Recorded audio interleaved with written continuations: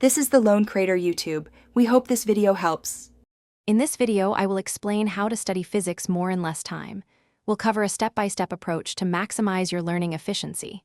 First, focus on grasping the core principles.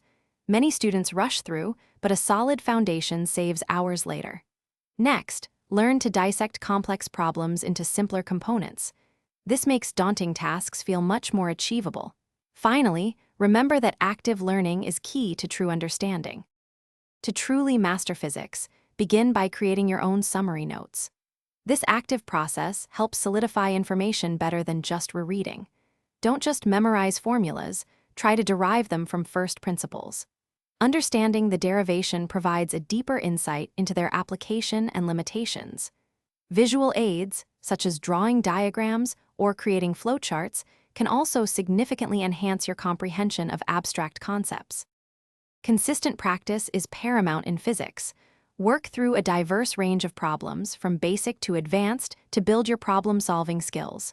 When you make a mistake, don't just correct it. Take time to understand why it was wrong. This analysis reveals conceptual weaknesses. Furthermore, try explaining your solutions aloud as if teaching someone else.